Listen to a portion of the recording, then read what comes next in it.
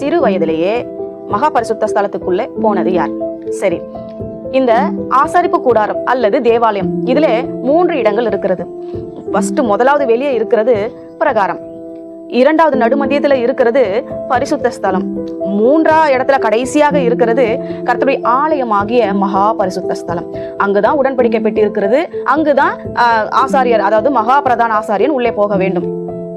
3 இடங்களுக்கு யார் யார் போக வேண்டும் என்று இருக்கிறது. சரியா? பிரகாரத்துலதான் பலிபீடம் முதல்ல இருந்தது. பிரகாரம், அங்க லேவியர், புறஜாதி மக்கள், மற்ற எல்லாருமே வந்து என்ன பண்ணணும்? தேவனை தொழுது கொள்ளுகிறவர்கள் பிரகாரத்துல நிக்க வேண்டும். ஆசாரியர்கள் பரிசுத்த ஸ்தலத்துக்குள்ள போய் குத்து விளக்கை ஏற்றுவது, சமூக தப்பங்களை வைப்பது, சுத்தம் செய்வது, அது அவங்களுடைய ஸ்தானம். மகா பரிசுத்த ஸ்தலத்துக்குள்ள மகா பிரதான ஆசாரியர் மட்டும் தான் போவாங்க. அதுவும் வருடத்துக்கு ஒரு முறை அங்க போயிட்டு என்ன பண்ணுவாங்க? அதை போயிட்டு ஏன்னா அது உடன்படிக்கை பெட்டி இருக்கிற இடம். அது அங்க ஒரு குறிப்பிட்ட சிலர் தான் போக வேண்டும். எல்லாவற்றிலும் பரிசுத்தம் உள்ளவர்கள் தான். சரி, அப்போ அப்படிப்பட்ட ஆலயத்துக்குள்ள எப்படி போனாங்க பாருங்க. 1 சாமுவேல் 3ஆம் அதிகாரம் சொல்லும் போதே உங்களுக்கு எல்லாருக்குமே புரிஞ்சிருக்கும் இல்லையா? இந்த சம்பவத்தை நல்லா நீங்க கவனிக்கணும். நம்ம ஆரம்பமா எப்பவுமே சும்மா சாதாரணமா படிச்சுட்டு போவோம். ஆனா இது நீங்க நன்றா ஒன்னொன்னா நிதானமா படிச்சு பாருங்க, உங்களுக்கு புரியும்.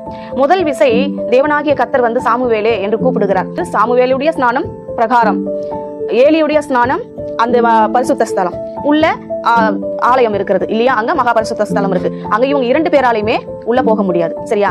இப்போ நடுவுல பரிசுத்த ஸ்தலத்துல ஏலி இருக்கிறார், பிரகாரத்துல சாமுவேல் இருக்கிறான். 2 முறை கூப்பிடுறாரு. எழுந்து வந்து வாசப்படியில நின்று அவங்களை கூப்பிட்டு, ஐயா என்ன கூப்பிட்டீங்களான்னு சொல்லி கேட்கிறாரு. நான் கூப்பிடல, நீ போய் படுத்துக்கோன்னு சொல்றாரு. அப்போ இவருக்கே புரிஞ்சிருது 3ஆம் விஷயம் கூப்பிட்டோன்னே இப்ப தேவனாகிய கர்த்தர் தான் இவனை கூப்பிடுறாரு. அப்போ நீ வந்து கூப்பிட்டு அப்படி சொல்லி அனுப்பிடுறாரு. இந்த 3ஆம் விஷயம் என்ன நடக்கிறது?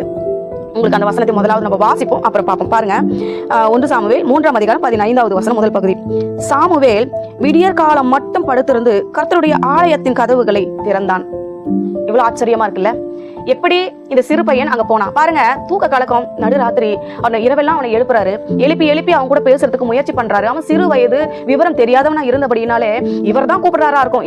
அவன் என்ன பண்றானா, எலிதான் கூப்பிட்டாங்கன்னு நினைச்சிட்டு ஃபர்ஸ்ட் வந்து வாசப்படியில நின்று கேட்கறான், 2வது வந்து வாசப்படியில நின்று கேட்கறான், 3வது தூக்க கலக்கத்துல என்ன பண்றான், இந்த ஏலிகிட்ட பேசிட்டு இந்த பக்கம் வந்து அவனுடைய ஸ்தானத்துல படுக்கிறத விட்டுட்டு தூக்க கலக்கத்துல அவங்க கிட்ட பேசிட்டு 3வது கர்த்தர் கூப்பிட்டா நீ பேசுன்னு சொன்ன உடனே என்ன பண்றாரு? தூக்க கலக்கத்துல இவரை தாண்டி ஆலயத்துக்குள்ள போய் படுத்துக்கிறார். அதை ஏலியும் கவனிக்கல, இவனுக்கும் தெரியல.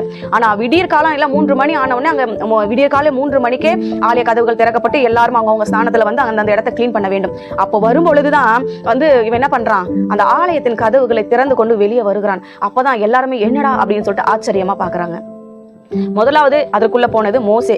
2வது அது மகா பரிசுத்த ஸ்தலத்துக்குள்ள சிறு வயதிலேயே போனது யாருதான்? சாமுவேல் தான்.